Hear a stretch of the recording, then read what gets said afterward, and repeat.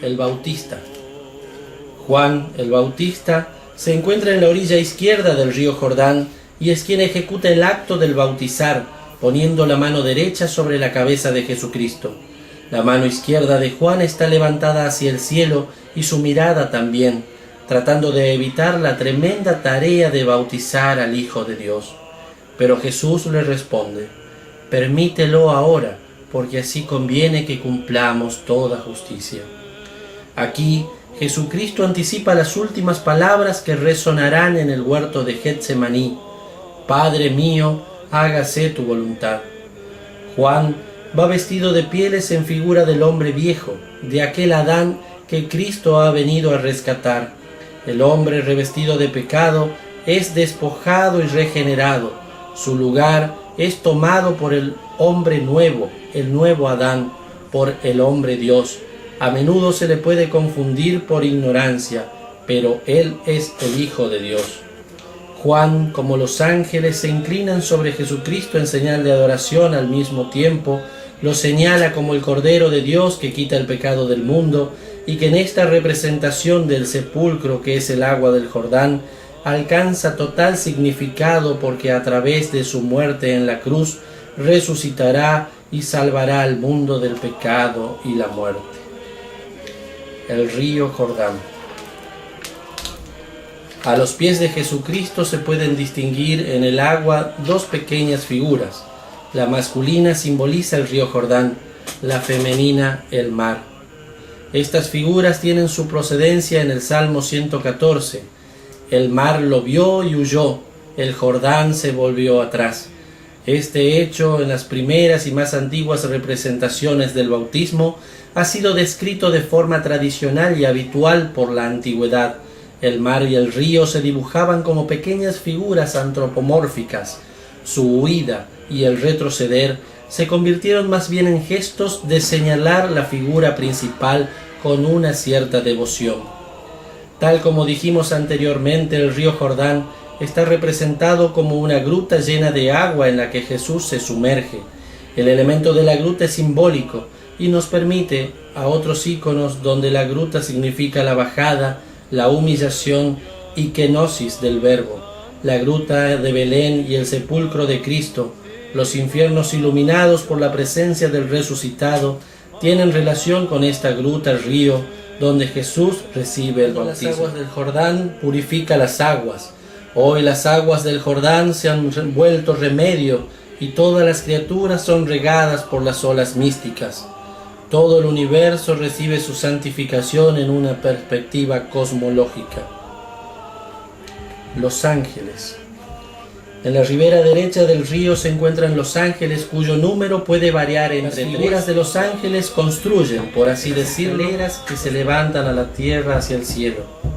Los ángeles, representados en las imágenes del bautismo de Jesucristo, personifican a los padrinos, cuya tarea es acoger a los bautizados cuando salen del agua.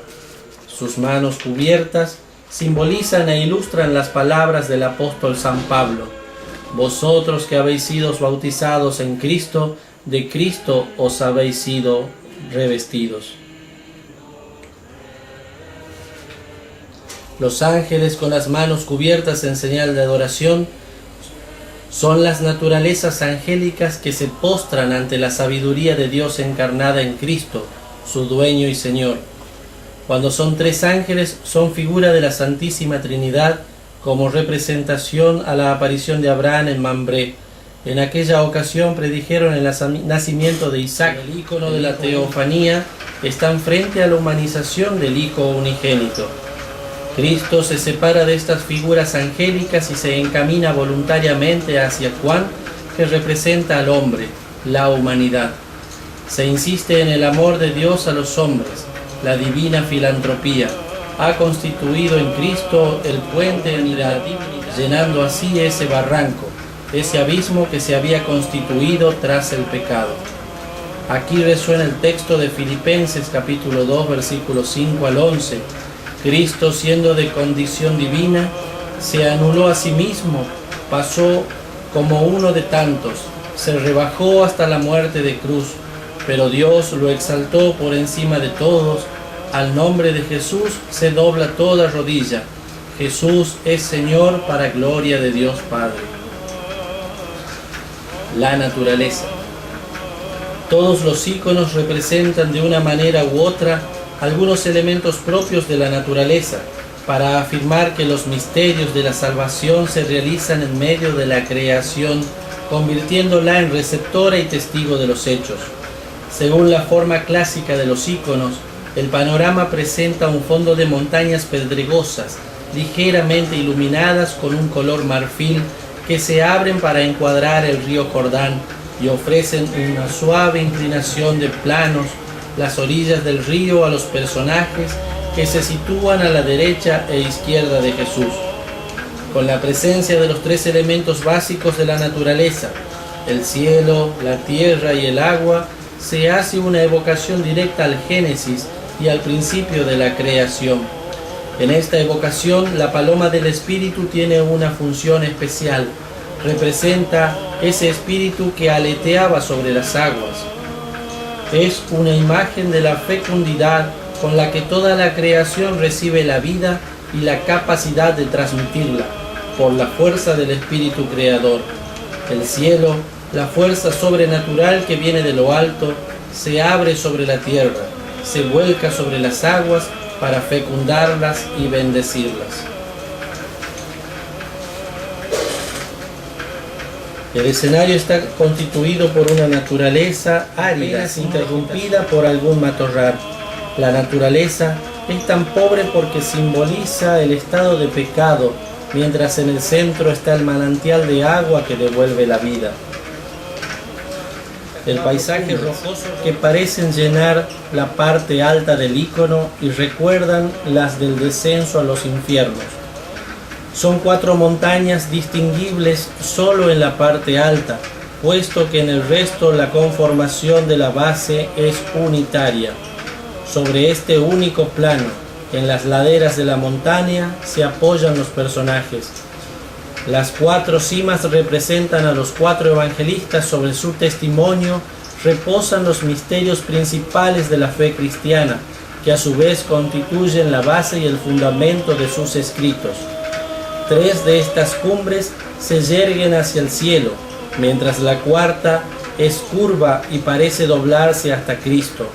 La montaña con la cima Juan, quien viendo que en los evangelios de los demás están narradas más bien las cosas que se referían a la parte humana de Cristo, por impulso divino o petición de sus discípulos, últimos de todos, escribió un evangelio espiritual, cuya principal preocupación es demostrar el origen divino de Cristo.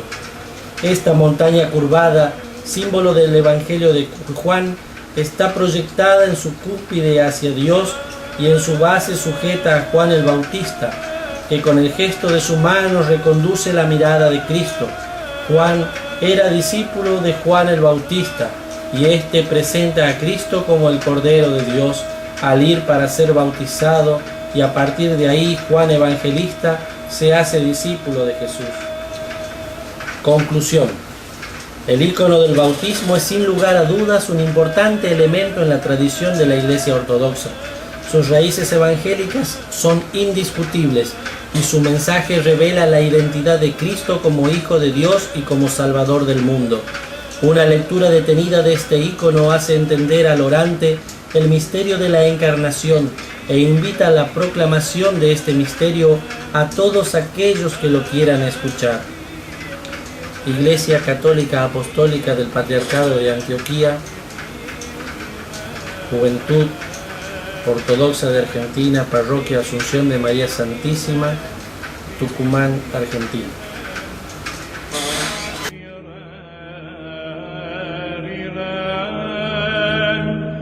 Rie